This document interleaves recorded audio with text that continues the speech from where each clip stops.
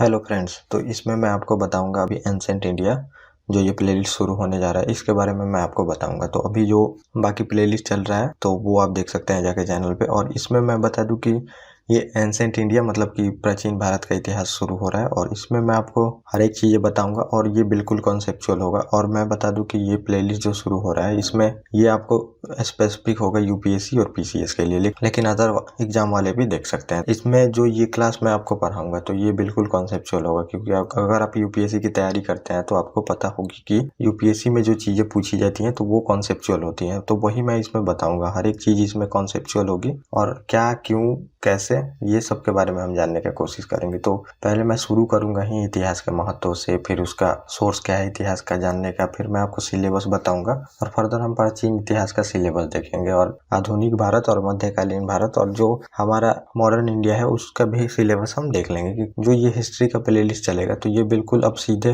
आपका post independent तक खत्म होगा। तो वर्ल्ड हिस्ट्री भी कंप्लीट होगा बीच में, तो आपको पता होनी चाहिए। एंसेंट इंडिया में कंप्लीट करूंगा, प्राचीन भारत, मध्यकालीन भारत, मेडिएवल हिस्ट्री और आधुनिक भारत जो कि मॉडर्न इंडिया और पोस्ट इंडिपेंडेंट जो कि हमारे आजादी के बाद का, और वर्ल्ड हिस्ट्री भी कंप्लीट कराऊंगा। तो चारों चलेगा, तो चारों सीक्वेंस में ही चलेगा, लेकिन इसमें प्राचीन भारत का होगा अलग प्लेलिस्ट, मध्यकालीन भारत का अलग प्लेलिस्ट होगा, आधुनिक भारत का अलग प्लेलिस्ट होगा और बाकी जो है उसका भी अलग प्लेलिस्ट होगा। तो अब मैं बता दूं कि थोड़ा सा हम क्वेश्चन का ट्रेंड देख लेते हैं कि क्वेश्चन कैसे पूछता है, क्योंकि आपको ये पता होनी चाहिए, ये नहीं कि हवा में कुछ भी पढ़नी है। तो आपको पता होनी चाहिए कि क्वेश्चन का ट्रेंड क्या है, यूपीएससी में कैसे हिस्ट्री का क्वेश्चन आता है और कहाँ से ज़्यादा क्वेश्चन आता है। क्योंकि मैंने बताया जैसा कि 3 पार्ट और आर्ट एंड कल्चर वाला पार्ट भी बिल्कुल अलग है। तो उसमें एंसेंट इंडिया तो हो ही गया, मेडिएवल, मॉडर्न और आर्ट एंड कल्चर भी हो गया आपका, और ये चारों प्रीलिम्स में काम आएंगे और मेंस के लिए फिर पोस्ट इंडिपेंडेंस और वर्ल्ड हिस्ट्री ये भी जोड़ना पड़ेगा। तो 5 सेक्शन बनते हैं हिस्ट्री के। तो पहले हम ये जो पीटी में आता है वो कंप्लीट कर लेंगे। एंसेंट, मेडिएवल, मॉडर्न और आर्ट एंड कल्चर बिल्कुल अलग से उसका प्लेलिस्ट होगा। तो एंसेंट इंडिया में और मेडिएवल में ज़्यादा क्वेश्चन आते नहीं है, तो इसमें टर्म पूछता है, उसमें बहुत थोड़ा सीक्वेंस पूछेगा हिस्ट्री के बारे में, क्रोनोलॉजी पूछेगा, तो ये सब चीज़ें आएंगी। लेकिन जो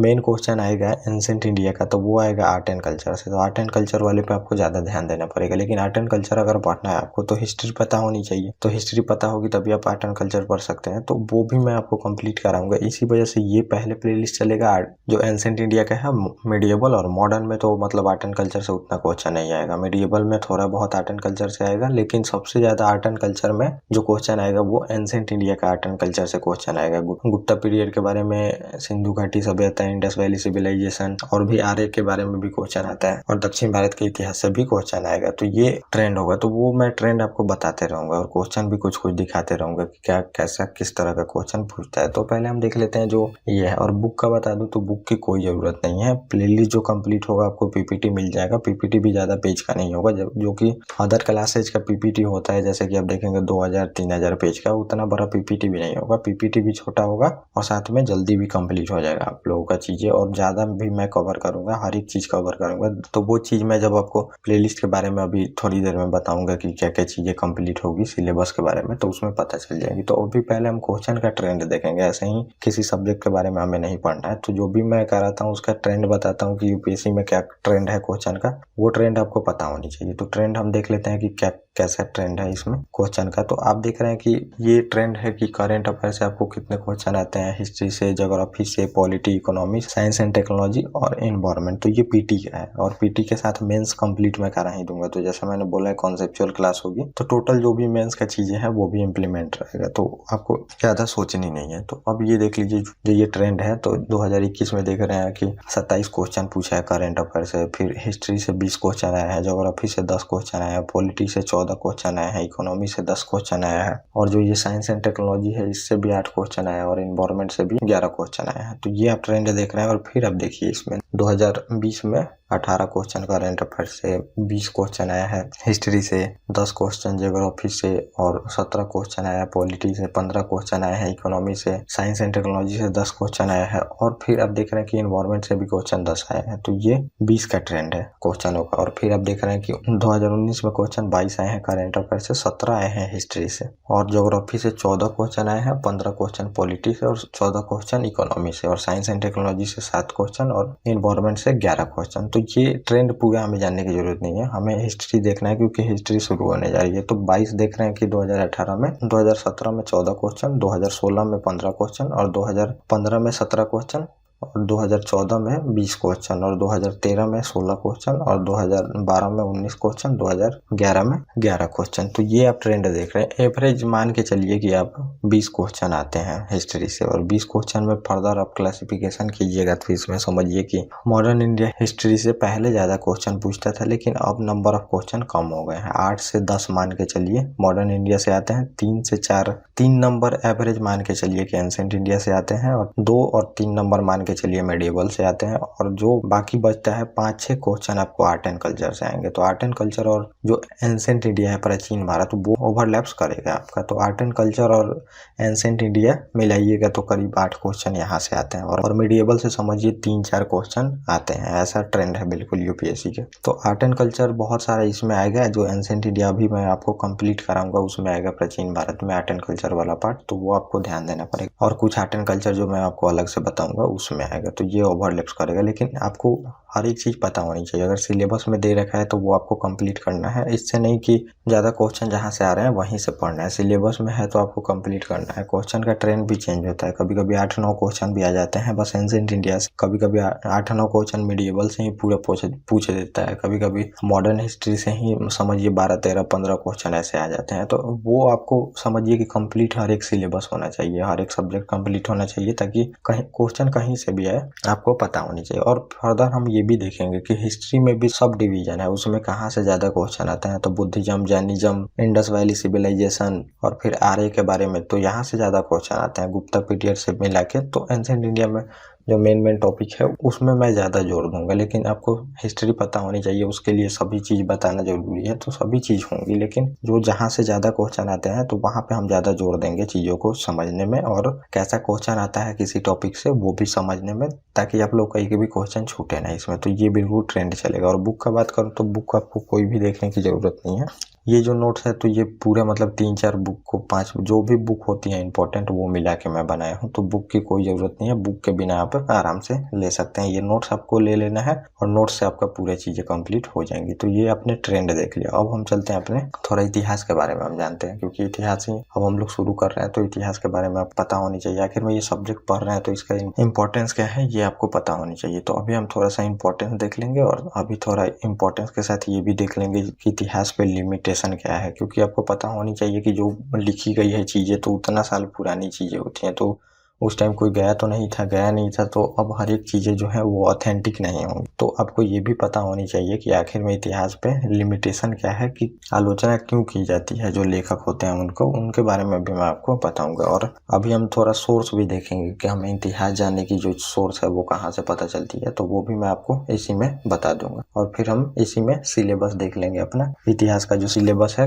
कैसे इतिहास को क्लासिफिकेशन किया गया है, क्योंकि इतिहास का क्लासिफिकेशन भी किया गया है, वो भी चीजें आपको जाननी पड़ेंगी। और जो प्राचीन भारत का सिलेबस है, मध्यकालीन भारत का और जो आधुनिक भारत का, ये भी मैं आपको यहाँ पे बता दूंगा। और दूसरी बात है कि इसमें हम ये जानेंगे क्रोनोलॉजी की कैसे हमें पढ़नी है। तो ये मैंने हाथ से लिख के यहाँ पे फोटो डाल दिया है, क्योंकि स्लाइड बनाने में बहुत मेहनत लगती है इसकी। तो ये फोटो है, बाकी फिर स्लाइड बनाया हुआ है। तो ये मैं आपको बता दूंगा, क्योंकि इसमें बहुत ज्यादा कंफ्यूजन होता है लोगों को कि कब विदेशी आए, दक्षिण भारत का इतिहास हमें कैसे पढ़ना है। फिर विदेशी बार बार देखेंगे आक्रमण होगा, लेकिन कब आक्रमण होगा, टाइम पीरियड क्या है, उसके साथ में कौन सा हमारा काल चल रहा था दक्षिण भारत में या फिर उत्तर भारत में, उसके टाइम में कौन सा साम्राज्य था, राज्य था, तो इसके बारे में भी आपको जानना होगा। तो ये जो क्रोनोलॉजी है ये मैंने पूरी मतलब भारत के इतिहास का ये बना दिया है कि कब अरबी आते हैं तो उस टाइम किसका शासन काल चलते रहता है, तुर्की आते हैं तो किनका शासन काल चलते रहता है, मौर्य उत्तर काल के बाद जब हिंद यूनानी आते हैं, शक आते हैं, पहलव आते हैं, कुषाण आते हैं, तो ये विदेशी रहते हैं, तो उस टाइम किसका शासन काल चलते रहता है। और दक्षिण भारत के इतिहास में भी देखिएगा तो जो हमारा भारत रहेगा तो अब मान लीजिए ये इंडिया का मैप है, तो इंडिया का मैप है तो इधर भी हमारा इतिहास चल रहा है, इधर भी उत्तर भारत में इतिहास चल रहा है, फिर इधर से विदेशी भी आके यहाँ पे शासन कर रहा है, तो ये भी पता होनी चाहिए। तो ये क्रोनोलॉजी है जो कि आपको पता होनी चाहिए, और कब से कौन से काल के बीच में कौन सी साम्राज्य किधर चल रही है ये भी पता होनी चाहिए। तो इस पेज में मैं आपको बताऊंगा। तो ये चीजें बिल्कुल मतलब आप समझिए कि क्लियरिफिकेशन इतना दे दूंगा कि आपको कुछ भी सोचने की जरूरत नहीं है। बिल्कुल एक एक टॉपिक के बारे में आपको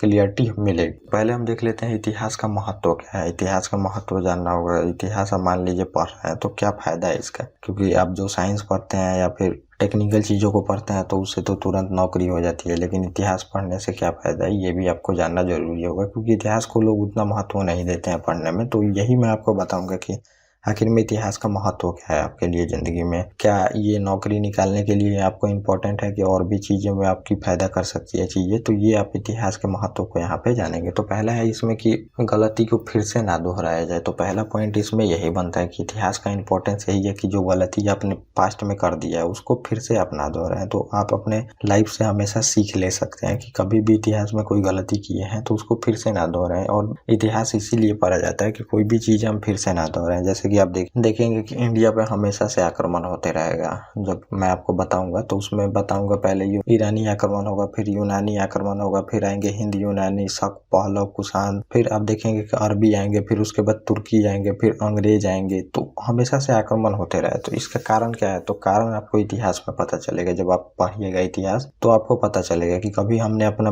मतलब पूरी तरह से यूनाइट होकर एक फ्रंट बनाया ही नहीं। और दूसरी बात है जो हमारा पश्चिमी सीमा है भारत का, जो आज पाकिस्तान आप देख रहे हैं, तो वहां पे कभी भी हमने पूरी तरह से फ्रंट नहीं बनाया कि हमेशा किसी को रोक के रख सके। तो आपको ये सब चीजें कैसे पता चलती हैं। आज हमारा देख रहे हैं कि बॉर्डर कैसे प्रोटेक्ट है, पूरी तरह से नेवी है, नेवी को हम ज्यादा मजबूत कर रहे हैं, आर्मी एयरफोर्स सबको मजबूत कर रहे हैं। लेकिन इतिहास में आप देखिएगा तो उतना चीजें हम नहीं सोचते थे। पूरा विश्व में क्या चल रहा है उससे हम कंपेयर नहीं करके अपने अंदर डेवलपमेंट कर रहे थे। तो आप हमेशा देखिएगा कि इतिहास में जो भी लोग नया टेक्नोलॉजी का यूज किया है अपने देश में वो सबसे आगे रहा है। तो पहले देखिएगा कि पत्थर से लोग आते हैं तो भाले का आविष्कार होता है, भाले के बाद आप देखिए कि तलवार का आविष्कार होता है, तलवार के बाद आप देखिएगा तीर कमान का आविष्कार होता है, तीर कमान के बाद आप देखिएगा कि तोप का आविष्कार होता है, तोप छोटे मोटे चलते हैं, तोप के बाद आप बंदूक का आविष्कार देखिएगा, बंदूक के बाद आप देखिएगा आज कितने जो है मिसाइल का आविष्कार है। तो जो पहले जो भी चीज बनाए हैं तो उसको ज्यादातर फायदा हो। तो आप सीक्वेंस भी देख सकते हैं कि जो मगध साम्राज्य बनता है, आर्यों को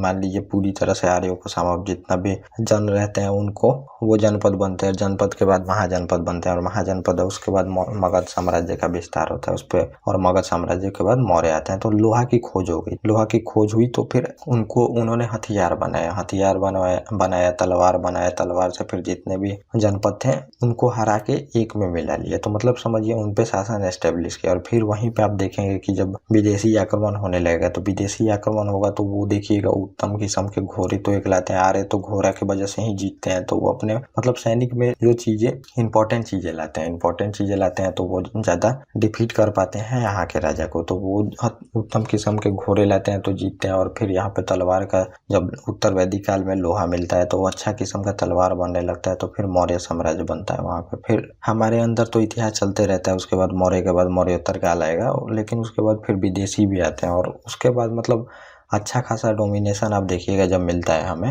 तो वो अरबी और तुर्कियों का मिलता है। तो फिर तुर्की अरबी अपने सेना को अच्छी तरह से संगठित करके, हमारे सेना में हाथी थी तो हाथी काफी स्लो सेना थी हमारी। और उनके एक तो आप देखेंगे जब टर्की आएगा सब तो टर्की इन्वेजन होगा तो उसमें देखेंगे एक तो घोड़ा उत्तम किस्म का होगा, फास्ट सेना उनकी होगी, अच्छा किस्म का उनका जो हथियार होगा वो होगा। तो इस वजह से यहाँ के जो शासक हैं वो डिफीट होंगे देखिएगा। तो वो मैं आपको वहां पे बताऊंगा। और दूसरी बात ये है फिर उसके बाद देखिएगा दिल्ली सल्तनत की स्थापना होती है। तो फिर बाबर आता है। तो बाबर क्यों जीतता है, बाबर जीतता है अपनी तोप के वजह से। तोप वो पहली बार युद्ध में यूज करता है यहाँ इंडिया के खिलाफ, और फिर इस वजह से वो युद्ध को जीत जाता है। तो क्या आप देख रहे हैं इसमें टेक्नोलॉजी वो अपना बढ़ाया है। फिर आते हैं आप देखिएगा कि अंग्रेज आते हैं। तो अंग्रेज क्यों जीतते हैं, उनके पास अच्छी खासी बंदूकें रहती हैं और बंदूक उस टाइम नया नया रहता है, कोई उतना यूज करना हमारी जो सेना थी मुगलों की सेना या फिर आप समझिए बंगाल में या फिर कर्नाटक मद्रास मतलब और मराठा जो भी थे तो ये बंदूक तो रखे, लेकिन उतनी उत्तम किस्म की बंदूक नहीं थी जो कि अंग्रेज लाते हैं। उनकी उत्तम किस्म की बंदूक थी,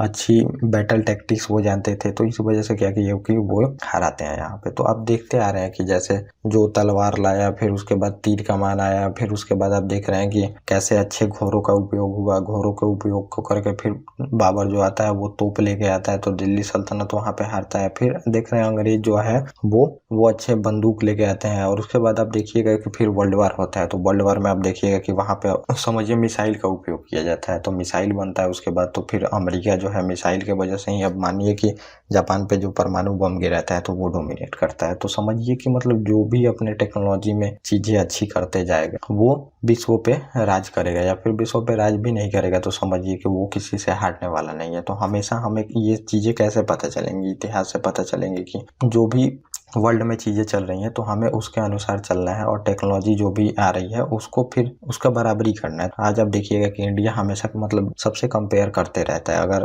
कल चाइना मिसाइल बनाता है, क्रूज मिसाइल बनाए, बैलिस्टिक मिसाइल बनाए, चाहे अमेरिका बनाए, चाहे कोई भी बनाए, तो हम भी बनाते हैं। कल अमेरिका 5th जनरेशन का फाइटर जेट बना ले तो हम बना नहीं पाते हैं, तो लेकिन खरीदना हम जरूर चाहते हैं। तो 4.5 जनरेशन का हमने राफेल खरीदा है, 5th जनरेशन का तो नहीं है, लेकिन वो फाइट कर सकता है 5th जनरेशन के एयरक्राफ्ट से। तो ये कैसे हम करते हैं। अब चाइना के पास जो है तो ये समझिए कि एयर डिफेंस सिस्टम है S-400, तो हमें भी ज़रूरत है, तो हमने फिर S-400 लिया रसिया से।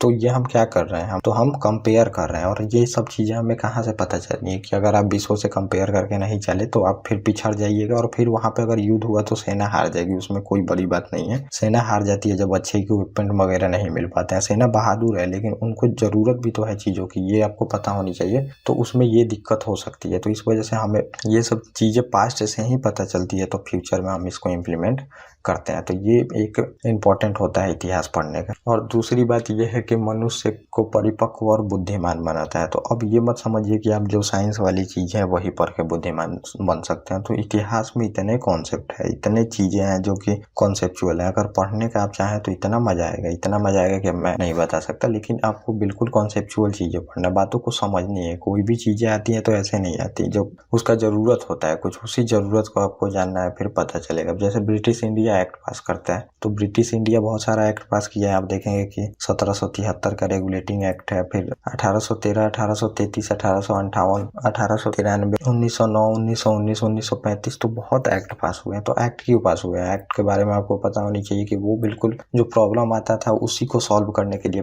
फिर एक्ट पास किया जाता था। आज भी आप देखिएगा कि कोई जो प्रॉब्लम होता है उसको सॉल्व करने के लिए लॉ पास होता है। तो लॉ एक जरिया है, मतलब प्रॉब्लम को सॉल्व करने के लिए। वही चीजें है कि आपको समझनी है चीजों को, ऐसे ही नहीं। अब सुल्तान कोई भी फैसला लेता था, चाहे दिल्ली सल्तनत में ले लिए, चाहे आप मौर्य काल में ले लीजिए, चाहे आप गुप्ता पीरियड में ले लिए, चाहे आप मुगलों के पीरियड में ले लीजिए, तो कोई भी जो राजा होता था वो फैसला लेता था। तो वो ऐसे ही थोड़ी फैसला लेता था, कोई प्रॉब्लम आती थी उनको सॉल्व करने के लिए फिर वो फैसला लेता था। अब जैसे अलाउद्दीन मार्केट रिफॉर्म उतना करता है, तो क्यों करता है, उसको पैसे की जरूरत थी, मंगोलों से लड़ना था, जितने भी रेबल होते थे उनको दबाना था, साम्राज्य विस्तार करना था, तो उसको चाहिए थे पैसा। पैसा कैसे आएगा, मार्केट रिफॉर्म करो, या तो वस्तुओं को सस्ती कर दो, या फिर सेना को सैलरी दे दो। तो सेना भी, उसको एक स्टेबल सेना की स्थापना करनी थी। अभी तक सैनिक की गठन भी नहीं हो सकी थी। बलबन एक दीवाने अर्ज बनाता है, लेकिन अर्ज बनाता है, पूरी तरह से एस्टेब्लिशमेंट नहीं कर पाता सेना का, लेकिन इसको सेना की जरूरत थी। अब जरूरत थी तो कम पैसे में ज्यादा सैनिक कैसे रख सकते हैं, तो महंगाई को कम कर दीजिए, या फिर जो सैलरी है ज्यादा दे दीजिए सैनिकों। तो सैलरी देने के लिए इनके पास पैसा था नहीं। अभी अभी नया तुर्की शासन स्थापित हुआ था दिल्ली पे, तो ये चीजें थी। तो मैं वो चीजें आपको वहां पे बताऊंगा। तो ये आपको बुद्धिमान बनाता है। आप समझ के देखिए, अगर इतिहास के बारे में किसी को नॉलेज है तो वो सबसे ज्यादा बुद्धिमान है। इतिहास से ही हर एक चीजें आप सीख सकते हैं। जो चीजें इतिहास में हो चुकी हैं उसको आप सोच के वर्तमान को प्रिडिक्ट कर सकते हैं। और तीसरा बात है कि अंतरराष्ट्रीय महत्व के लिए जरूरी है इतिहास जानना। और विदेश नीति, तो विदेश नीति बहुत सारा लोग आप सुनेंगे कि न्यूज पढ़ के हो जाता है, या फिर किसी देश के साथ रिलेशन पढ़ लिए तो हो गया। तो ऐसे नहीं होता है। विदेश नीति अगर आपको सही से जाननी है तो आपको इतिहास की नॉलेज होनी चाहिए। इतिहास का क्या क्रोनोलॉजी रहा है, कैसे कैसे इतिहास है, कैसे हमारा किस देश से इतिहास रहा है, तो वो आपको इतिहास से ही पता चलेगी। और विदेश नीति आप तभी अच्छे से निर्धारित कर सकते हैं जब आपको इतिहास के बारे में पता हो। जैसे कि अब हमारा 1971 का जो वार हुआ था पाकिस्तान से, तो अब हमारा अमेरिका है तो उसने मदद किया था। मतलब ये करेंट एग्जाम्पल से आप समझ सकते हैं, पाकिस्तान का मदद किया था, हमारा मदद नहीं किया था। और हमारा मदद रूस ने किया था। तो रूस ने किया था, तो अब हम अपने विदेश नीति में आप देखिएगा कि उतना प्रेशर है यूरोपीय कंट्री या फिर जो पश्चिमी जितने वेस्टर्न कंट्री हैं उनका प्रेशर है कि रूस की आलोचना करो। लेकिन हम क्यों नहीं नहीं कर रहे हैं, क्योंकि हमारे संबंध अच्छे रह चुके हैं, हमारा मदद कर चुका है रसिया जब भी जरूरत पड़ा, इतना इंडस्ट्री भी लगवाया है, बहुत सारी चीजें किया है हमारे लिए। तो हम उसकी आलोचना नहीं कर रहे हैं। क्यों? क्योंकि हमने इतिहास पढ़ा है, इतिहास में हमें पता है कि अमेरिका किसी का सपोर्ट नहीं करता, अभी क्या कभी भी सपोर्ट नहीं करता। तो आज आप देखेंगे कि वो मतलब हमेशा जो बैलेंस को है वो बैलेंस को काउंटर करते रहता है कि कोई भी आगे ना आने के लिए। तो अब देखिएगा कि चीन को काउंटर करने के लिए भारत की मदद करेगा, भारत भी आने वाले दिनों में तो मतलब कॉन्फ्लिक्ट तो जीत है कि सबसे होगा ही। अब भारत जैसे जैसे बढ़ेगा तो वो कॉन्फ्लिक्ट होगा, और वो अभी ही दिख ही रहा है। जैसे हमारे विदेश मंत्री बोलते हैं तो वो फ्यूचर को हमारे बता रहा है कि आगे आने वाले दिनों में कॉन्फ्लिक्ट होना ही है। जब भी कोई आगे बढ़ता है तो कॉन्फ्लिक्ट होगा, ये सबको पता है। और ये यूरोपियन और वेस्टर्न कंट्री मतलब सभी जानते हैं कि इंडिया आने वाले में ग्लोबल पावर बनेगा, और कॉन्फ्लिक्ट इससे भी होगा जैसे कि अभी चाइना से चल रहा है। तो चाइना से चल रहा है क्यों? क्योंकि वो आगे बढ़ रहा है। वैसे ही आने वाले दिन में हम भी आगे बढ़ेंगे, हमारा इकोनॉमी डेवलप होगा, सैनिक स्ट्रेंथ बढ़ेगा, तो फिर इन लोगों से कॉन्फ्लिक्ट बढ़ेगा, यूरोपीय कंट्री और जो अमेरिका है। तो अब अमेरिका फिर इंडिया को काउंटर करने के लिए देखिएगा कि पाकिस्तान को मदद करता है, चाइना को काउंटर करने के लिए इंडिया की मदद करेगा। तो अभी जो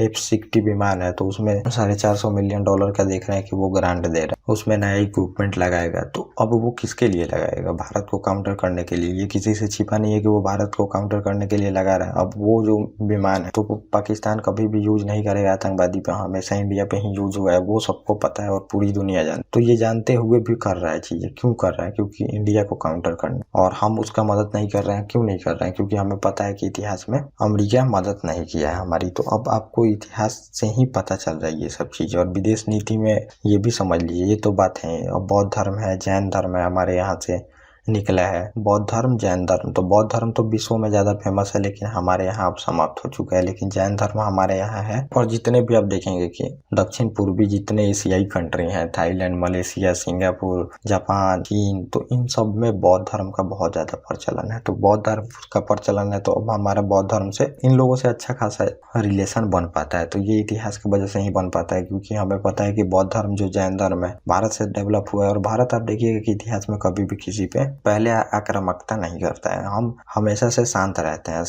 हैं। मतलब बौद्ध धर्म, जैन धर्म का प्रभाव है, और बौद्ध धर्म, जैन धर्म में जितनी चीजें लिखी गई हैं उसी के अनुसार हमारे देश पे असर है, अभी भी है। तो उन सब चीजों से हमें अपने मतलब की विदेश नीति, अंतर्राष्ट्रीय जो महत्व है विदेश नीति, ये सब बनाने में बहुत ही मदद मिलती है। तो ये कैसे मिलती है? इतिहास से ही हमें मिलती है। ये चीजें हमें इतिहास से विरासत में मिली है ये चीजें, ताकि हम अपना विदेश नीति बना सके। आज हमारा हर एक देश से देखते हैं कि क्यों अच्छा संबंध है, इसी वजह से, क्योंकि हम सहिष्णु हमेशा से रहे, कभी भी एग्रेशन वाली चीजें नहीं किए हैं। विदेशी हमेशा हम पे आक्रमण किया, लेकिन हम जाके कभी भी किसी पे आक्रमण नहीं किए। तो ये सब चीजें कैसे? तो वो जो इतिहास पढ़े होंगे उनके देश वाले जो पॉलिसी बनाते होंगे, तो वो इतिहास में ये चीजें पढ़े होंगे। ऐसे ही विदेश नीति नहीं बनती है, इतिहास में ये चीजें पढ़े होंगे। इस वजह से कभी भी भारत से देखिएगा किसी का भी रिलेशन खराब नहीं होता है। तो ये कैसे पता चलता है? हमें इतिहास से ही पता चलता है। और चौथी बात है, हम उनके समय के दौरान आर्थिक, सामाजिक, सांस्कृतिक जीवन के बारे में हमें जानकारी मिलती है। तो अब जो है, तो ये आपको जो इतिहास पढ़ने का चीज है, तो ये ही चीजें आपको जाननी पड़ती है। प्रोसेस ऑफ चेंज जानना होता है कि आखिर में कैसे कैसे चेंज आए हैं। तो आदि मानव से आज जो मानव है, तो इसमें क्या चेंज आई, कैसे चेंज आई, किस जगह पे जो की फैक्टर है, कौन से वस्तुओं ने की फैक्टर का काम किया है कि पूरी तरह से समाज चेंज हो गया। तो अब जब देखेंगे कि आर्य आए थे, तो उत्तर वैदिक काल में जो वर्ण व्यवस्था थी वो पूरी तरह से जाति व्यवस्था में चेंज हो जाती है। तो ये आपको जानना है कि आखिर में क्यों जाति व्यवस्था में चेंज हो जाती है, वर्ण व्यवस्था जो रहती है। तो वो आपको पता करनी पड़ेगी कि एस्टेब्लिशमेंट होती है जो अस्थायी जीवन की, उसके बाद अस्थायी जीवन लोग कृषि करके रहने लगते हैं। तो उसमें काम के अनुसार लोगों को पहले तो आप देखिएगा वैदिक काल में बांटा जाता है, फिर वो काम जाति में तब्दील हो जाता है। तो वो चीजें आपको जाननी पड़ेंगी। आर्थिक व्यवस्था में कैसे चेंज आती है कि आप देखिएगा इतिहास में इंडस्ट्रियल रेवोल्यूशन होता है, तो आर्थिक व्यवस्था में चेंज है। उसके बाद आप देखेंगे कि दो वर्ग उभर के आते हैं, जो कि एक शासक वर्ग रहते हैं और दूसरा शासित वर्ग रहते हैं। तो ऐसा नहीं है कि ये पहले से नहीं थे, तो राजा का और सिस्टम तो पहले से ही आप देखेंगे, और पहले से ही कुछ लोग ऊपर रहते थे जो शासक करते थे। लेकिन यहाँ पे आप देखिएगा कि मतलब अमीरी, गरीबी,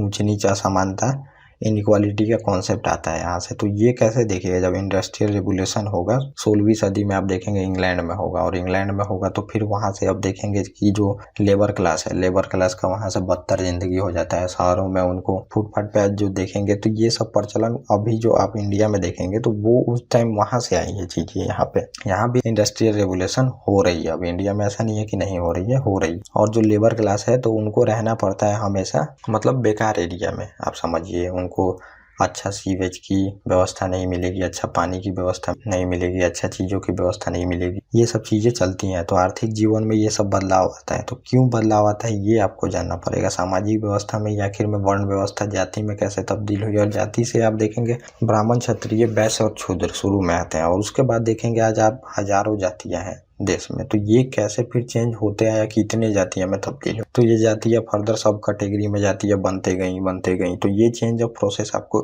जानना होता है। इतिहास में जीवन के बारे में जानकारी होती है। आजादी मानव से लेके हम इतना सभ्यता में कैसे पहुंचे, इतना टेक्नोलॉजी हमने कैसे लाया, तो ये सब के बारे में जानना आपको पता होनी चाहिए। ये चेंज कैसे आता है। एक आप देखेंगे आज जो आग का आविष्कार है बहुत सारी चीजों को चेंज कर दिया है। एक पहिए का आविष्कार है तो बहुत सारी चीजों को चेंज किया है इसमें, ये आपको जाननी पड़ेगी। कृषि का आविष्कार हुआ तो वो बहुत सारी चीजों को चेंज कर दिया इतिहास में। तो इतिहास में ऐसी बहुत सारी घटनाएं होती हैं जो कि पूरी तरह से ही समाज और संस्कृति, आर्थिक जीवन, हर एक जीवन को चेंज करके रख दिया है। तो वो चीजें आपको जाननी पड़ेंगी। आज आप देख रहे हैं पानी की इतनी किल्लत है, आने वाले दिनों में पानी मतलब नहीं रहने वाला है, ग्राउंड वाटर धीरे धीरे गिरते जा रहा है। लेकिन एक आविष्कार समझिए कि पूरा सिनेरियो चेंज कर सकता है। कल हम मतलब समुद्र का पानी अच्छे से यूज करना सीख लिए, फिर पानी की पूरी तरह से जो है ये प्रॉब्लम सॉल्व हो जाए। तो ये सब कैसे वैज्ञानिक करेंगे, वो भी इतिहास जानते हैं, वो भी चीजें पढ़े हैं कि दुनिया में कभी भी एक रेवोल्यूशनरी चेंज जो होता है पूरी तरह से दुनिया को बदल देता है। तो ये सब चीजें जानने से फायदा होती है। तो ये भी इतिहास पढ़ने का ही महत्व है।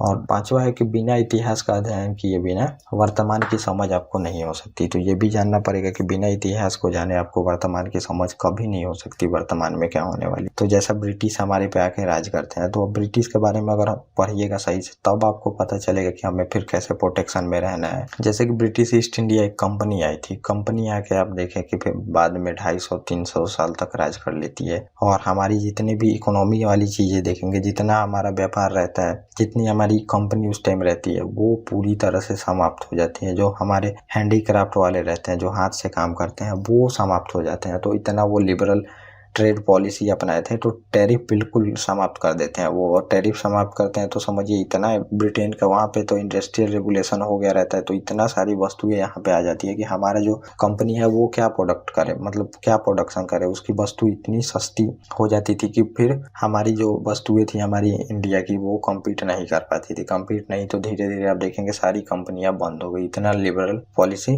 ब्रिटेन अपनाता है। और जो हमारी वस्तुएं थी तो वहां से उसकी वस्तु आती थी तो टैक्स नहीं लगता था, लेकिन हमारी जो वस्तु आती थी तो आप देखिएगा कि इंग्लैंड में टैक्स लगता था। तो इस वजह से हमारी जितनी भी कंपनियां थी, हैंडीक्राफ्ट आप देखेंगे वो उद्योग था, वो पूरी तरह से समाप्त हो जाता है। और फिर जब हम आज़ाद होते हैं तो ये चीज़ें हमें पता रहती है। क्यों? क्योंकि हमने इतिहास को जाना है, इतिहास जाना है कि इतनी लिबरल पॉलिसी थी। तो उसके बाद हमने बंद अर्थव्यवस्था को अपनाता है। तो 1991 के बाद देखिएगा कि हमने अपना इकोनॉमी खोला है। तो पहले हमारी इकोनॉमी बंद थी, कोई बाहरी कंपनी काम ही नहीं कर सकती थी। क्यों? तो ये क्यों हमें करनी पड़ी? क्योंकि हमें पता था कि हमारी कंपनी जो है अभी इसको प्रोटेक्शन की जरूरत है, ये अभी कम्पीट नहीं कर सकती जो विश्व की कंपनी। तो इस वजह से हम अपनी अर्थव्यवस्था को ही बंद कर दिया था, ताकि कोई भी कंपनी आ ही ना सके विदेश की, और फिर जो हमारा कंपनी है ये पूरी तरह से दिवालिया हो जाए। तो ये चीज़ें हमें पता चली। अब वो धीरे धीरे हमारी कंपनी आ गई कम्पीट करने के माहौल में। और भी कुछ रीजन थे, तो फिर वो इकोनॉमी में बताऊंगा कि IMF का दबाव था, हमारी डॉलर क्राइसिस उस टाइम आई थी, डॉलर एक हफ्ते का बचा था, तो वो मैं आपको बताऊंगा। लेकिन उस टाइम तक कंपनी अच्छी खासी कम्पीट के स्थिति में पहुंच गई थी कि वर्ल्ड से वो कम्पीट कर सकती थी। तो ये हमें इतिहास से पता चला कि कितना इन्होंने लिबरल पॉलिसी अपनाया, और फिर हमारा जो कंपनी है ये पूरी तरह से बंद हो गया देश का। तो ये हमें कैसे पता चली? ये हमें इतिहास से पता चली। तो बिना अतीत को जाने आप इतिहास के बारे में नहीं जान सकते हैं, ये चीजें आपको पता होनी चाहिए। और फिर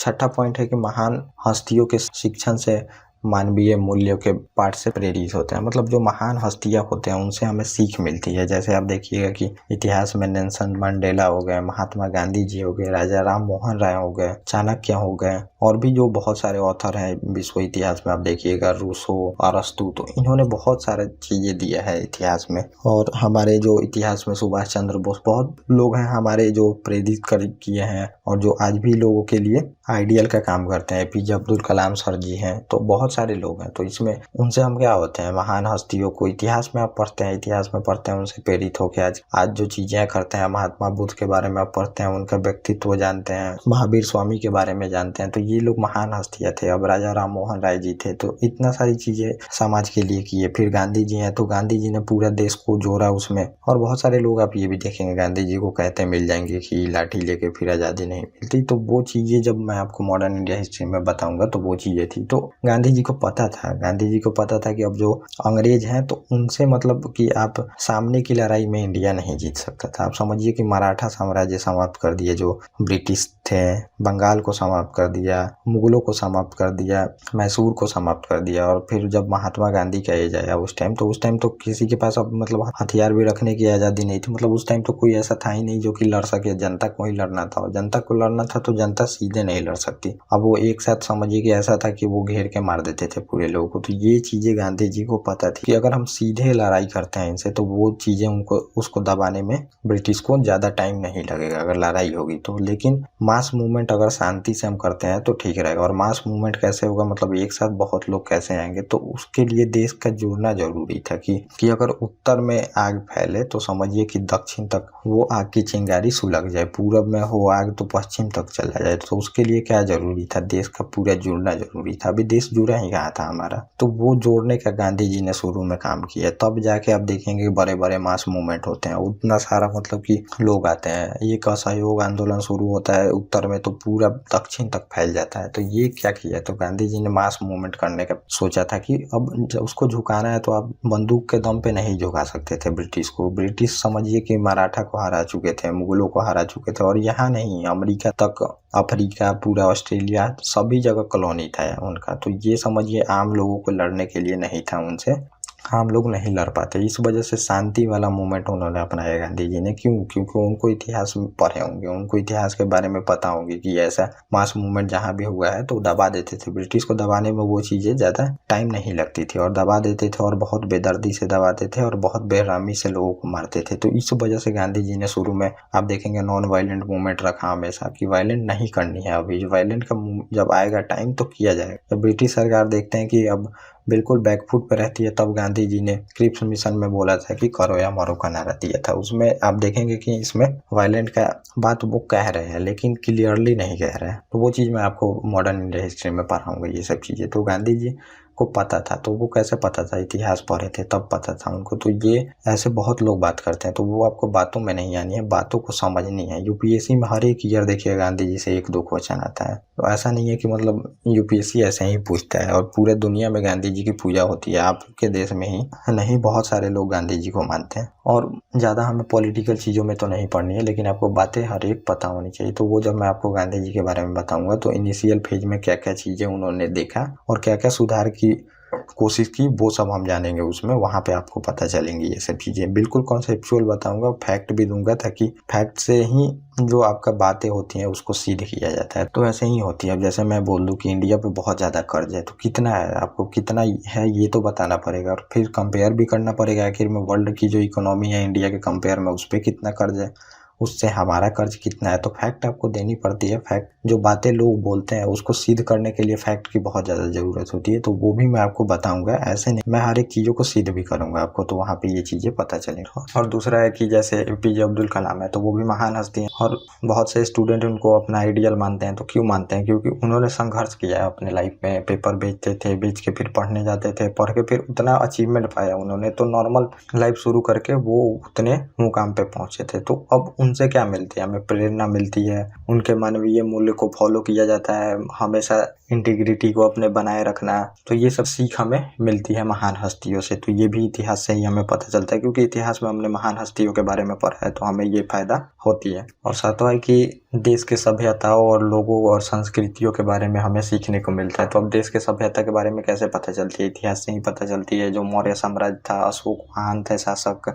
गुप्ता काल था, तो गुप्ता में आप देखेंगे कि वो स्वर्ण युग था हमारे आर्ट एंड कल्चर का, उसमें बहुत सारी मंदिरें बनी। उस टाइम से आप देखेंगे आर्य टाइम से बहुत सा जो संस्कृति चलते आ रहा है वो आज भी हम फॉलो कर रहे हैं। तो जो फेस्टिवल है तो ऐसा नहीं है जो आज आप फेस्टिवल मनाते हैं तो वो आज कहीं नहीं है, वो फेस्टिवल हमेशा से चलते आ रहा है, उसी को आप लोग मना रहे हैं। फर्दर वो आगे भी चलते रहेगा, आगे तक बहुत दिनों तक जाएगा। कुछ उसमें चेंज हो सकते हैं लेकिन वो चलते रहेगा। तो वो हमें कैसे पता चलती है? सब हमारे अतीत से ही पता चलती है। पेड़ों का प्रोटेक्शन करना है, जो ट्री होते हैं तो उसको चिपको आंदोलन, अपिको आंदोलन, ये सब आप देख चुके हैं। हिस्ट्री से ही आपको पता चला है कि कैसे हमने पेड़ों को प्रोटेक्ट किया है। तो ये सब चीजें हमारी संस्कृति कैसे पता चलती है? ऐसे पता चलती है। हमारी बौद्ध धर्म, जैन धर्म के हमारे ऊपर प्रभाव है, तो ये कैसे पता चली? आप पढ़े हैं तभी जाके पता चलती है। पढ़े हैं तब आप उसको फॉलो करते हैं। और जो भारतीय लोग होते हैं वो काफ़ी सहिष्णु होते हैं। तो ये सब चीज़ें हमारी संस्कृति से ही हमें मिली है। बड़ों का सम्मान करना, इज्जत करना, ये सब संस्कृति में हमारी है और हम उसको फॉलो करते हैं और फॉलो करते आ रहे हैं। और हमारे जो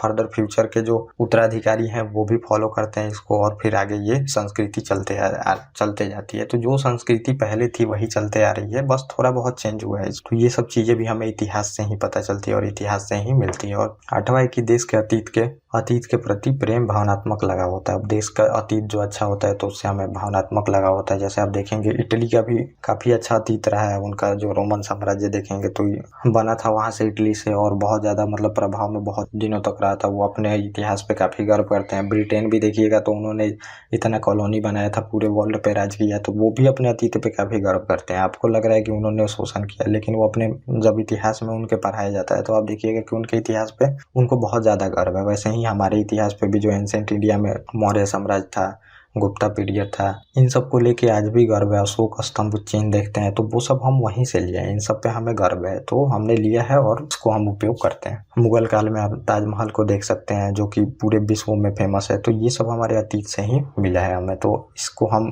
देखते हैं और हमें इन सब से भावनात्मक लगाव होती है। अशोक महान सम्राट था, अकबर महान थे जो कि दोनों धर्म को मिला के चलने की कोशिश की है। तो वो सब चीज़ें थी, तो इन सब से हमें पता चलती है। तो इन सब के प्रति हमें भावनात्मक लगाव होती है। देश के प्रति जब भावनात्मक लगाव किसी को होता है तो फिर देश जुड़ता है तो टूटने का खतरा कम रहता है। क्योंकि आप हिस्ट्री में देखेंगे कि हमेशा देश एक बार सेंट्रलाइज होगा और फिर टूट जाएगा देश। तो कितनी बार ऐसा होगा? जब आप देखेंगे कि मौर्य टाइम आएगा, मौर्य के बाद भी छोटे छोटे किंगडम में बट जाएगा पूरा साम्राज्य, फिर गुप्ता के बाद भी बट जाएगा, फिर हर्षवर्धन के काल के बाद भी बटेगा। उसके बाद गुर्जर प्रतिहार आएंगे, गुर्जर प्रतिहार जब राजपूत राज्य आएगा उसके बाद गुर्जर प्रतिहार भी टूटता है। तो उसमें चौहान, परमार, सोलंकी, तोमर, गढ़वाल, ऐसे राजपूत छोटे छोटे वंश में बट जाते हैं। तो वो भी हम देखेंगे उसमें। फिर दिल्ली सल्तनत उसके बाद भी टूटता है, दिल्ली सल्तनत। फिर आप देखेंगे मुगल भी टूटता है और फिर उसके बाद अंग्रेज शासन करते हैं। उसके बाद हमें इंडिपेंडेंट मिलता है। तो हमेशा से ये साम्राज्य जो है वो टूटते रहता है। तो इसी वजह से जब भावनात्मक लगाव होता है तो देश टूटता नहीं है। उस टाइम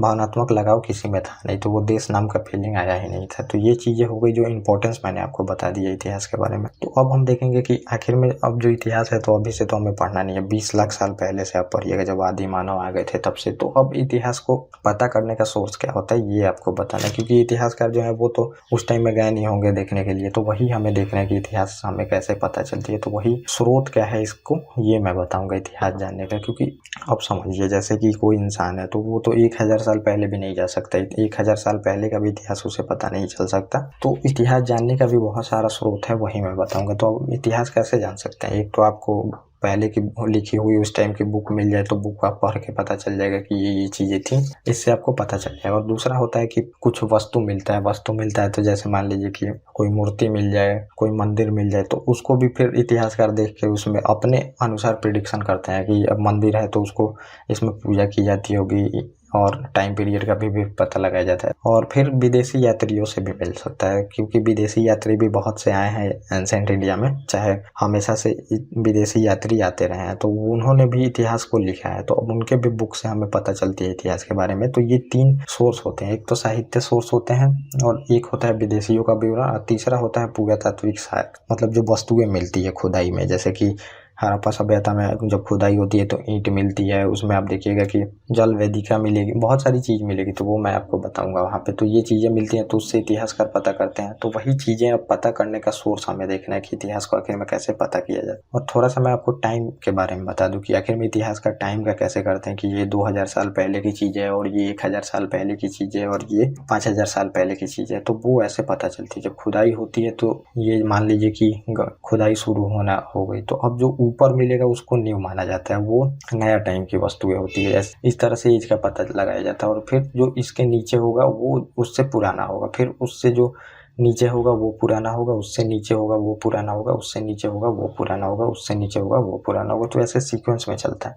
तो मान लीजिए ये 100 साल का होगा तो ये 200, ये 300, ये 400, ये 500, ये 600 साल पुराना होगा। ऐसे मतलब इतिहासकार वस्तुओं को देखते हैं कि कौन कितना पुराना है इसमें। तो ये आपने समझ लिया कि कैसे पता लगाया जाता है कि एज क्या है किसी वस्तु की जो मिली है इतिहास। और ये सोर्स में अब हम देख लेते हैं कि सोर्स में क्या क्या चीजें हैं जिससे इतिहास के बारे में पता चलती है। तो पहला है साहित्य सोर्स। साहित्य सोर्स मतलब क्या समझते हैं? एक तो धार्मिक साहित्य होता है और दूसरा होता है लौकिक साहित्य। लौकिक साहित्य मतलब ऐतिहासिक ग्रंथ है, और ये है धार्मिक साहित्य। इसमें मतलब धर्म के बारे में बताया गया, लेकिन धर्म के बारे में बताया गया तो इतिहास में वो सब चीजें भी उस टाइम के समाज, अर्थव्यवस्था, राजनीति सबके बारे में होता ही है। तो वो हमें फिर उससे भी पता चल जाती है धार्मिक साहित्य से। ब्राह्मण साहित्य होते हैं धार्मिक साहित्य में फर्दर, और ब्राह्मणोत्तर साहित्य होते हैं जो कि बौद्ध ग्रंथ हैं, जैन ग्रंथ हैं। इनसे भी हमें बहुत ज्यादा इतिहास के बारे में पता चलती है। तो ये धार्मिक ग्रंथ हैं, ये समझिएगा आप। और दूसरा ब्राह्मण जो साहित्य है, इसमें आप वेद के बारे में देखेंगे तो वेद ज्ञान मतलब वेद आपको वैदिक काल में बताऊंगा, तो उसमें ऋग्वैदिक काल और उत्तर वैदिक काल आएगा, तो वो आपको पता चलेंगे कुछ देर बाद। जब हम कुछ लेक्चर को देख लेंगे तो उसके बाद पता चलेगा। उपनिषद के बारे में भी बताऊंगा, आरण्य, पुराण, स्मृतियाँ, रामायण, महाभारत, इन सब से भी हमें इतिहास के बारे में जानकारी मिलती है, जो कि ये धार्मिक ग्रंथ हैं। और बौद्ध धर्म, जैन धर्म के भी साहित्य है, बौद्ध ग्रंथ और जैन धर्म के भी ग्रंथ है। तो इससे हमें इतिहास के बारे में जानकारी मिलती है। और दूसरा है लौकिक साहित्य, जिसे ऐतिहासिक ग्रंथ बोलते हैं। किसी का जीवनी ग्रंथ है, जैसे बुद्ध के बारे में ही जीवनी में उनके लिखा गया है। गल्प साहित्य ग्रंथ है। तो बहुत सारे ग्रंथ हैं जो कि जीवनी के बारे में, किसी व्यक्ति के जीवनी के बारे में लिखा गया है। तो उससे भी हमें उस टाइम के समाज के बारे में, अर्थव्यवस्था, जो भी चीजें चलती हैं। तो बुक जब लिखी जाती है तो जो लेखक होगा तो वो आसपास की चीजों को देख के ही लिखता है। उस टाइम जैसी सामाजिक व्यवस्था रहती है वही चीजें बुक में लिख दी जाती है। तो इससे हमें पता चलती है, ये साहित्यिक साक्ष्य है जिससे हमें इतिहास के बारे में अपने पता चलती है। तो इससे हम फिर इतिहासकार क्या करते हैं, इसको पढ़ते हैं, फिर इसमें से जो इम्पोर्टेंट चीज उनको मिलती है वो क्लासिफिकेशन करते हैं और अपने इतिहास के बुक में उसको जोड़ते हैं। तो उस तरह से इतिहास का पता चलता है। और फिर दूसरा होता है कि विदेशी यात्री से भी हमें अपने इतिहास के बारे में पता चलती है। तो ये सब जितने भी बुक मैंने बताए, वेद, उपनिषद, आरण्य, पुराण, स्मृति, रामायण, महाभारत, ये आगे भी आएंगे, एक भी चीजें छूटेगी नहीं, तो उसका आप लोग टेंशन ना लें। तो विदेशी यात्री में देखिए, तो विदेशी यात्री में उस टाइम विदेशी यात्री मतलब आए हैं 3 एरिया से। तो यूनानी रोमन लेखक आए हैं जो कि मध्य एशिया से आए हैं। चीनी यात्री आए हैं, तो चीनी यात्री और अरबी यात्री वो भी मध्य एशिया से आए हैं, जो कि आज सऊदी अरब यहाँ पे है, ईरान, इराक, उसके तरफ से ये अरबी यात्री आए हैं। तो इन्होंने भी इतिहास के बारे में बहुत सारी चीजें लिखी हैं, तो वही हमें देखना है। तो पहले हम देख लेते हैं यूनानी जो लेखक आए हैं उनसे भी, वो भी मतलब हमारे देश के बारे में बहुत सारी चीजें लिखे हैं, भारत के बारे में, तो उससे भी हमें अपने इतिहास के बारे में पता चलता है। तो पहला है इसमें टेसियस आते हैं, और ये ईरानी यात्री आते हैं। और मतलब ये टेसियस जो है ये इतना मतलब कि अविश्वसनीय इतिहास को लिखा है, मतलब ऐसी ऐसी चीजें लिखी गई हैं जिसमें विश्वास किया नहीं जा सकता। इस वजह से टेसियस के इतिहास पे लिखा हुआ जो चीजें हैं उस पे हम विश्वास नहीं करते हैं। और दूसरा है हेरोडोटस, और इनको इतिहास का पिता भी बोला जाता है। और इसने फिर अपनी जो पुस्तक है इनकी हिस्टोरिका है, इसमें जितने भी भारत फारस संबंध है उनके बारे में लिखा है इन्होंने। भारत फारस संबंध के बारे में, फारस वही जो ईरान वाला इलाका है उसी को फारस बोलते थे पहले, तो उनके बारे में बहुत सारी चीजें लिखा है इन्होंने, हेरोडोटस ने। और इनको इतिहास का ही पिता कहा जाता है। इतिहास के बारे में इन्होंने बहुत कुछ लिखा है, तो इनसे हमें इतिहास के बारे में पता चलती है। और सिकंदर के साथ जब सिकंदर का आक्रमण होता है, आप देखेंगे कि मगध पे नंद वंश का शासन रहेगा, तभी सिकंदर भी पूरे विश्व विजय का अभियान लेके चलता है। और उस टाइम उसके साथ बहुत सारे विद्वान और लेखक भी आते हैं, तो उन्होंने भी बहुत सारा इतिहास लिखा है। क्योंकि आप देखेंगे कि सिंध वाला इलाका तो जीत ही चुका था सिकंदर, और फिर उसके बाद सेल्यूकस निकेटर जो रहता है उसका सेनापति, वो फिर जीतने का कोशिश करेगा आगे वाले इलाकों को। लेकिन उसके बाद जब नंद वंश समाप्त हो गया रहता है और मौर्य वंश आया रहता है, मौर्य वंश में उस टाइम शासन रहता है चंद्रगुप्त मौर्य का, उस टाइम ये हार जाता है, सिकंदर का जो सेनापति रहता है। तो वो मैं आपको वहां पे बताऊंगा। और इसके साथ निरियाकस, ऑन्टियोकस एवं ऑस्ट्रीबुलस, ये कुछ लेखक आते हैं जो विद्वान भी होते हैं। इन्होंने भी बहुत सारा इतिहास के बारे में लिखा है भारत के, तो इससे भी हमें इतिहास के बारे में अपनी पता चलती है। तो वो मैं आपको वहां भी बताऊंगा। और फिर आते हैं मेगास्थनीज भी, ये भी यूनानी रोमन लेखक ही हैं। और ये सेल्यूकस निकेटर जो कि सिकंदर का सेनापति रहता है, उसके साथ ये लेखक आते हैं मेगास्थनीज। इन्होंने भी बहुत सारा इतिहास लिखा है। और फिर जो चंद्रगुप्त मौर्य और सेल्यूकस निकेटर के बीच वैवाहिक संबंध होगा, वो अपनी पुत्री की शादी कर देते हैं चंद्रगुप्त मौर्य से। तो फिर ये जो मेगास्थनीज लेखक रहता है तो उनके दरबार में ही रुक जाता है चंद्रगुप्त मौर्य के, और उससे भी हमें चंद्रगुप्त मौर्य के काल के समय के बारे में बहुत सारी इतिहास के बारे में चीजें पता चलती हैं इससे। मेगास्थनीज द्वारा लिखी गई पुस्तक इंडिका है। और अगला देखिएगा लेखक, तो ये भी यूनानी रोमन लेखक है, ये है डाइमेकस, और इससे बिंदुसार के बारे में हमें पता चलती है, बिंदुसार के इतिहास के बारे में। सीरियन नरेश ऑन्टियोकस का राजदूत रहता है और बिंदुसार के राज दरबार में ये आया था, और इससे भी हमें मौर्य काल के बारे में पता चलती है। तो चंद्रगुप्त मौर्य का पुत्र बिंदुसार रहता है, तो इसके बारे में हमें पता चलती है। फिर जो अगला यात्री आता है डायनोसियस रहता है, ये अशोक के शासनकाल में रहता है। मिस्र नरेश जो टॉलमी रहता है उसी का राजदूत रहता है, ये अशोक के दरबार में आया रहता है। तो उस टाइम मतलब समझिए यूनान से अच्छा खासा हमारा रिलेशन था, तो यात्री आते रहते थे, जिसके भी राज्य में आते थे, कुछ दिन रहते थे, वहाँ के इतिहास के बारे में लिखना, जो भी चीजें देखना वो लिखना, फिर उसका बुक हमें वहाँ मिला, इतिहासकार वहाँ से संपर्क किए। अब जैसे वेद है, तो वेद में भी बहुत सारा अगल बगल का जो चीजें हैं उसमें लिखी गई हैं। तो अब जो अगल बगल का मतलब हमारे बगल का जो ईरान है, तो वो इतिहास को अपना जानने, तो वो वेदों में देख के अपने इतिहास को जान सकता है, क्योंकि वेदों में भी ईरान के बारे में बहुत सारी चीजें लिखी गई हैं, कहाँ कहाँ से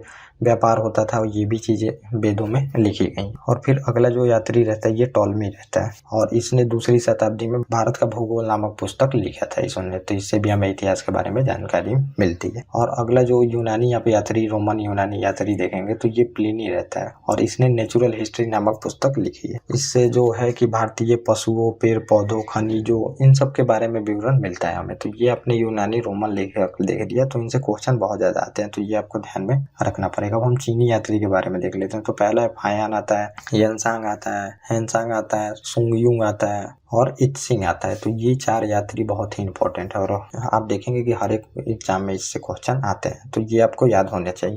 और फायान जो आता है तो ये चंद्रगुप्त द्वितीय के दरबार में आता है, और इससे चंद्रगुप्त द्वितीय आप देखेंगे गुप्त नरेश रहते हैं, तो इनके दरबार में यह आया रहता है। और इससे हमें जो मध्य प्रदेश का इतिहास है, उस टाइम का समाज, संस्कृति, उन सब के बारे में बहुत ही अच्छे से ये लिखा है। और संयुगन आया है दूसरा यात्री, आप देखेंगे कि चीनी यात्री संयुगन, ये 518 ईस्वी पूर्व में आया रहता है, और ये 3 वर्षों की यात्रा पे यहाँ पे रहता है, और बौद्ध धर्म की जितनी भी शिक्षा थी ये ही प्राप्त करने। और आप देखेंगे कि बौद्ध धर्म उसी टाइम डेवलप हुआ था, बौद्ध धर्म हुआ था, तो अब पूरे लेखक आते थे, पूरा मतलब विश्व को क्यूरियोसिटी थी कि जानने की बौद्ध धर्म के बारे में। तो चीनी यात्री, जो भी यात्री आता था बौद्ध धर्म की शिक्षा ग्रहण करने, बौद्ध धर्म को जानने, चीनी यात्री आता था, और फिर ले जाके वहाँ पे बौद्ध धर्म बहुत फैला है चीन में, अभी भी आप देखेंगे कि वो लोग बौद्ध धर्म का फॉलो करते हैं। तो ये चीजें चलती थी वहाँ पे। और तीसरा जो चीनी आप यात्री देखेंगे तो हैनसांग रहता है, और ये हर्षवर्धन के शासनकाल में आता है, और ये बिहार में जो नालंदा विश्वविद्यालय है उसी में शिक्षा ग्रहण करने आया था। और ये एक पुस्तक भी लिखता है, जिस सीयू की पुस्तक का नाम है, जिसमें लगभग 138 देशों का विवरण है। तो आप समझ सकते हैं कितना चीजें ये लिखा होगा। तो ये हर्षवर्धन के शासनकाल में आता है। गुप्ता जब डिक्लाइन होता है, गुप्ता पीरियड, तो आप देखेंगे कि हर्षवर्धन का शासनकाल आता है, उसमें पुष्यभूति वंश रहता है, और हर्षवर्धन उसका मतलब शासक रहता है। तो वो भी मैं आपको बताऊंगा। तो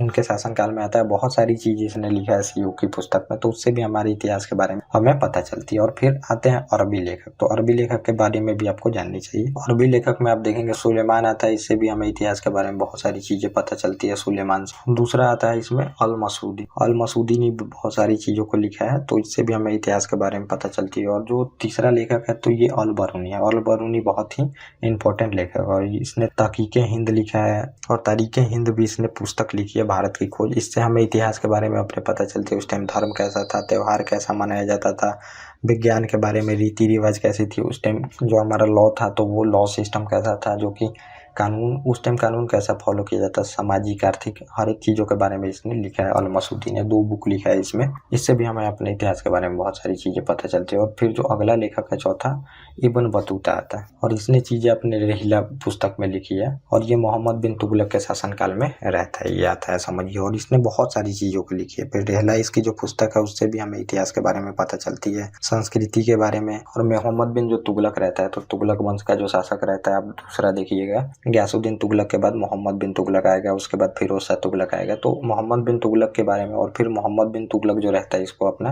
काजी भी नियुक्त करता है शासन, तो ये चीजें ये करता है। तो ये कुछ इंपॉर्टेंट सोर्स था जो से हमें बुक से इतिहास के बारे में पता चलती है। और दूसरी बात है, अब हमें पुरातात्विक साक्ष्य से भी इतिहास के बारे में पता चलती है, तो पुरातात्विक साक्ष्य भी आपको जान लेना चाहिए। तो पुरातात्विक साक्ष्य क्या है, मतलब समझिए कि जैसे अभिलेख मिल गए, तो अभिलेख क्या होता है, अभिलेख पत्थरों पे लिखवाए जाते थे, तो उससे भी हमें पता चलती है। जैसे आप आज रोड बनता है, तो रोड बनता है तो आप देखेंगे कि साइड में लिखा होता है रोड के बारे में, किसने बनवाया है, कैसा कैसा चीजें है, तो वही चीजें होती थी, जो भी काम होती थी तो पहले अभिलेखों पे लिखवा दी जाती थी, तो उससे भी हमें पता चलती है। अब दूसरा बात है कि अभिलेखों से पता चलती है इतिहास के बारे में। उस टाइम अभिलेख हम पढ़ते हैं, तो अशोक का बहुत सारा अभिलेख है जिससे हमें इतिहास के बारे में पता चलती है, तो वो मैं आपको बताऊंगा वहाँ पर। दूसरी है मुद्राएं, तो उस टाइम जो मुद्राएं चलती थी तो वो सोना, चांदी, तांबा, पीतल, इन सब की मुद्रा चलती थी। तो अब वो मनी जब खुदाई होती है तो वो पैसा मिलता है, तो फिर हमें उससे भी इतिहास के बारे में पता चलता है। जो इकोनॉमी सिस्टम थी, कैसे वहाँ पे इकोनॉमी फॉलो की जाती थी, बार्टर सिस्टम थी या फिर जो पैसे से व्यापार होता था, ये पता चलती है हमें।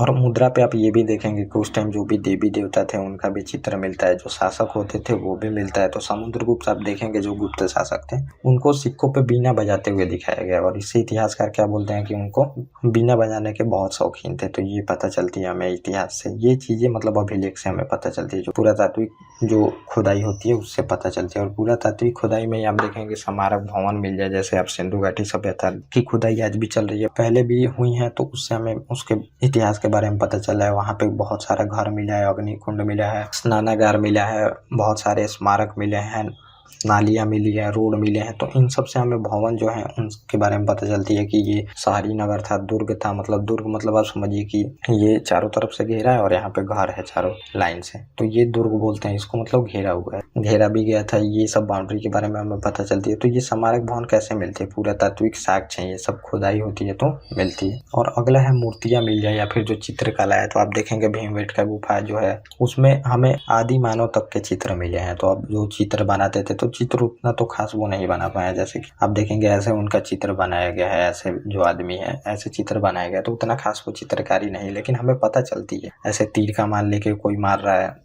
जानवर का शिकार कर रहे हैं, उनका चित्र बना दिए, ऐसे चित्र मिले हैं यहाँ पे। तो इससे हमें पता चलती है कि उस टाइम शिकारी जीवन वो लोग व्यतीत करते थे। मूर्तियाँ मिली है बहुत सारी, जो गुप्त काल की आप देखेंगे मूर्ति पूजा उस टाइम शुरू हो गई थी, तो मूर्तियाँ भी मिली है। सिंधु घाटी सभ्यता से भी हमें नर्तकी की जो कहाँ से मूर्ति मिली है, जो कि कमर पे हाथ रखते हुए एक लेडीज की मूर्ति मिली है, जिससे हमें पता चलता है कि वो नर्तकी की कहाँ से मूर्ति मिली है। तो इससे भी हमें पता चलता है। और जो पुरातात्विक साक्ष्य है तो उसमें बहुत सारी चीजें और भी मिलती है, जिससे हमें इतिहास के बारे में पता चलती है। तो ये कुछ सोर्स है जो आपको पता होनी चाहिए, सोर्स है इतिहास को जानने का। तो ये आपने जान लिया सोर्स और इम्पोर्टेंस। अब थोड़ा हम देख लेते हैं क्या ये जो सोर्स होता है ये मतलब पूरा एक्यूरेसी इसमें रहता है कि नहीं, ये भी जानना जरूरी है। क्योंकि जो सब इतिहासकार जो लिख दिए वो क्या सही होता है, वो सही तो हो नहीं सकता, क्योंकि वहाँ पे लोग गए नहीं है। तो अब हम यही देखेंगे कि इसमें आखिर में लिमिटेशन क्या है, कि इस पे चीजें सच नहीं हो सकती है। इतिहास में 100% कोई भी चीजें नहीं होती है, तो ये आपको पता होनी चाहिए। अब जो इतिहासकार है समझिए कि, तो हम इसमें देख लेते हैं तो आपको पता चल जाएगी। यह धार्मिक पूर्वाग्रह से युक्त हो सकता है। तो अब जैसे समझिए कि धार्मिक पूर्वाग्रह से युक्त हो सकता है, जैसे इतिहासकार है तो अपने मोहम्मद बिन तुगलक के मान लीजिए कि इतिहासकार है, तो वो उसके बारे में अच्छा लिखेंगे। राजपूत जो उसके बगल में साम्राज्य चल रहा है, राजपूत साम्राज्य, उसके बारे में अलग अच्छा वो नहीं लिखेगा। वहाँ पे जो मुस्लिम की अच्छी अच्छी चीजें लिखेगा, वहाँ पे जो हिंदुओं की अच्छी चीजें नहीं लिखेगा। तो ये धार्मिक पूर्वाग्रह से युक्त हो सकता है। जैसे बौद्ध धर्म वाले हैं तो बौद्ध धर्म वाले बौद्ध धर्म के बारे में अच्छा लिखेंगे, जो जैन धर्म वाले हैं जैन धर्म के बारे में अच्छा लिखेंगे। जो लेखक होगा मतलब जो ये पूर्वाग्रह से युक्त हो सकता है, जो जिस धर्म का होगा उसके बारे में अच्छा लिखेगा। तो इस पे एक ये लिमिटेशन होता है। तो अब इतिहासकार जो होते हैं, अब ये ईरान के लेखक हैं, ईरान के लेखक से भी हम अपने इतिहास के बारे में बहुत सारी चीजें लिख के लिखते हैं। यूनान के इतिहास से भी हम बहुत सारी पढ़ के चीजें लिखते हैं, लेकिन वो उन चीजों को नहीं लिखेंगे जो कि यहाँ पे अच्छा, वो अपनी चीजों को अच्छा दिखाने का कोशिश करेंगे वहाँ पे। तो एक ये हो सकता है। और दूसरा बात ये भी हो सकता है, जैसे आप देखेंगे 1857 का क्रांति हुआ है, तो हम अपने जो रेवोल्यूशन किए थे उनको फ्रीडम फाइटर बोलते हैं कि उन्होंने मतलब विद्रोह किया था अपने आज़ादी के लिए। लेकिन वही ब्रिटिश इतिहासकार को आप अगर पढ़ेंगे तो उन्होंने लिखा कि हमने आतंकवादियों को दबा दिया था, आतंकवादियों को मार दिया था वहाँ पे। तो इतिहास दो तरह से लिखा जा सकता है। आप लिखेंगे तो अलग चीज़ें हो सकती हैं, लेकिन वो लिखेंगे तो वो अलग चीज़ें लिखेंगे। तो ये चीज़ें हुआ है और इसको भी फिर इतिहास में ऐड कराया गया है। बहुत सारी चीज़ें जो हैं कि नहीं ऐड होनी चाहिए वो ऐड हो गई हैं, जो चीज़ें ऐड होनी चाहिए थी वो नहीं हो गई हैं, तो वो चीज़ें हैं इसमें। और दूसरा है कि इसमें तिथि क्रम का अभाव रहता है, तो तिथि आप देखिएगा तो हर एक जगह तिथि का कॉन्ट्रडिक्शन मिलेगा। कोई इतिहासकार तिथि कुछ और बोलता है, कोई इतिहासकार कुछ और बोलता है। तिथि के साथ आप देखिएगा जब राजपूत का ओरिजिन के बारे में बताऊंगा कि आखिर में राजपूत का ओरिजिन कैसे होता है, उत्पत्ति, तो उसमें इतिहासकार ने कम से कम 10 बात बोले हैं। कोई बोलता है ब्राह्मणों से ही, फिर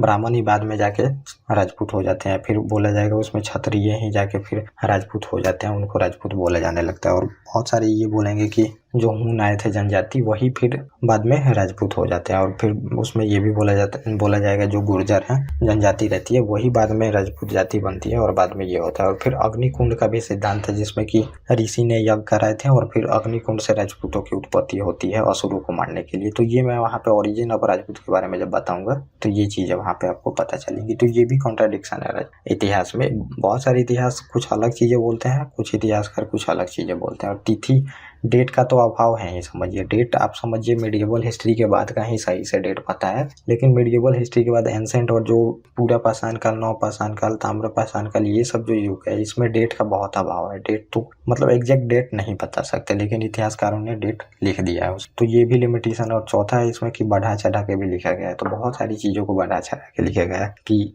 एक तीर से 100 लोगों को मार दिए, एक राजा है अकेले 100 को मार दिए। तो ये सब मतलब विश्वास करने वाली चीजें बहुत कम लिखी गई हैं उसमें, और बहुत से जादुई चीजें लिखी गई हैं। तो जब आप बौद्ध धर्म के बारे में पढ़ेंगे तो उसमें जब बुद्ध की मृत्यु हो जाती है उसके बाद बहुत सारी चीजें ऐसी लिखी गई हैं उसमें कि बौद्ध फिर भगवान उनको बना दिया गया, लेकिन वो रहते इंसान ही है। बहुत सारी चमत्कारी चीज भी उसमें दिखाने की कोशिश की है बुद्ध के साथ जोड़ के, फिर जैनों के साथ जोड़ के। तो वो सब चीजें जो नहीं मानी जाती हैं वो भी चीजें लिखी गई। एक तीर से 100 लोगों का शिकार, ये सब भी इतिहास में लिखा गया है, जो कि एक तीर से 100 लोगों को मारा गया है। एक तीर से 100 जानवर को भी मारा हुआ इतिहास में दिखाया गया है, जो कि मानने लायक नहीं है। तो वो भी चीज उसमें बताई गई है। और कुछ बातें छूट जाती है और कुछ नई बातें ऐड हो जाती है। तो ये आप समझ लीजिए, जैसे कुछ आपको गिलास मिला, इतिहास में खुदाई हुआ तो आपको गिलास मिल गया, तो अब जो इतिहासकार है इस गिलास को क्या बता सकते हैं, तो ये पानी पीने के लिए उपयोग होती थी, या फिर ये कोई इतिहासकार बोलेगा नहीं ये शराब पीने के लिए उपयोग होती थी, तो कोई बोलेगा नहीं ये पूजा पाठ के लिए उपयोग होती थी, क्योंकि पता हमें नहीं है। पता नहीं है तो उसमें इतिहास जो है वो प्रेडिक्शन करना है, प्रेडिक्शन करना। अब जो वस्तुएं मिली हैं तो उसका फिर खोजेंगे। अब जो नर्तकी कहाँ से मूर्ति मिली है सिंधु घाटी सभ्यता में, तो उसको बहुत तरीके से उसमें पेश किया गया है कि वो डांसिंग गर्ल थी, तो फिर उसमें बोला गया आम लोग थे। अब जैसे दाढ़ी वाले पुजारी की मूर्ति मिली है तो उनको भी बहुत सारी चीजें उसमें बताया गया है। तो ये चीजें हो जाती हैं। तो इतिहासकार मतलब अपने अनुसार उसमें प्रेडिक्ट करके ही लिखना होता है। वो जो वस्तु मिली है तो उस पर ये थोड़ी लिखा गया है कि किस लिए उपयोग होती थी, तो ये चीजें इसमें हो जाती हैं। तो ये आपको इसमें यहाँ पे समझना पड़ेगा, ये बेस है बिल्कुल इतिहास का, आपको समझना है। तो कि इतिहास में हर एक चीजें सही नहीं होती हैं, कुछ चीजें ऐड भी हो जाती हैं, कुछ चीजें छूट भी जाती हैं। और जो सोर्स भी है तो वो कोई ऑथेंटिक सोर्स नहीं है। जो लेखक लिखेगा वो अपने अनुसार वहाँ के अनुसार लिखेगा, अपनी चीजों को ज्यादा लिखेगा, अपनी बातों को ज्यादा बड़ाई करेगा। और जो लेखक मान लीजिए दरबार में भी आए, किसी के दरबार में आए, तो वो उसी दरबार के बारे में लिखेंगे। अब एक जो हर्षवर्धन के दरबार में आए, हैनसांग मान लीजिए हर्षवर्धन के दरबार में आया है, तो अब वो पूरे भारत का इतिहास तो नहीं लिख सकता। हर्षवर्धन का शासन काल आप देखिएगा तो वहाँ पे यूपी वाले इलाके में कुछ दूर में था, तो वो वहीं तक वो सीमित रहेगा। ये पूरे दक्षिण भारत में तो जाके नहीं देख सकता। चाहे पूर्वी जो हमारा भारत है, 7 सिस्टर है, वहाँ पे तो जाके नहीं देख सकता वहाँ पे क्या चल रहा है। तो वो उसी एरिया का इतिहास लिख देता है। लेकिन इतिहासकार क्या मानेंगे कि ये पूरे इंडिया का इतिहास था, लेकिन दक्षिण भारत में पूरा देखेंगे कल्चर डिफरेंट रहता है। तो ये चीजें होती हैं वहाँ पे, तो ये आपको समझना पड़ेगा। ये इतिहास का बेस है आपको, और बेसिक चीजें पता होनी चाहिए। तो आज का वीडियो मैं यहीं पे समाप्त करता हूँ। अब अगले वीडियो से मैं आपको बताऊंगा सिलेबस जो होगा, और इतिहास का बहुत विभाजन हुआ है, प्रागैतिहासिक काल, आधैतिहासिक काल, ऐतिहासिक काल, और उसके बाद मैं आपको सिलेबस भी बताऊंगा। फिर हम अपने टॉपिक को शुरू करेंगे धीरे धीरे। और थोड़ा सा टाइम देना पड़ेगा, क्योंकि जो चीजें होंगी वो कॉन्सेप्चुअल होंगी, और बहुत सारी चीजों को मैं बताऊंगा, फैक्चुअल और कॉन्सेप्चुअल दोनों होंगी। तो यहाँ से बहुत क्वेश्चन भी आए हैं, आप मिला सकते हैं। ये जितने भी लेखक के बारे में मैंने बताया है, यहाँ से एवरी ईयर एग्जाम में पूछते हैं PCS वाले, तो वो पता होनी चाहिए। और मेनली आपको ट्रेंड जानना था, इसका ट्रेंड क्या है एग्जाम में क्वेश्चन का। तो इंपॉर्टेंट ज्यादा PCS ICS के लिए। लेकिन अगर आप UPSC में अभी अगर आपको कॉन्सेप्ट बनाना है तो ये सब चीज़ें पता होनी चाहिए। और दूसरी बात है कि अगर दिमाग को डेवलप करना है तो ये सब चीज़ें पता होनी चाहिए। बिल्कुल जो होगी चीज़ें कॉन्सेप्चुअल क्या है, क्यों है, ये हम जानने का कोशिश करेंगे और फैक्ट जो है वो मैं आपको बता ही दूँ। तो ये लेक्चर यहीं पे कंप्लीट होता है और कृपया आप लोग सीक्वेंस से देखते हैं और भी चीज़ें जो चल रही हैं उसका फ़ायदा आप उठा सकते हैं। Okay guys, thank you.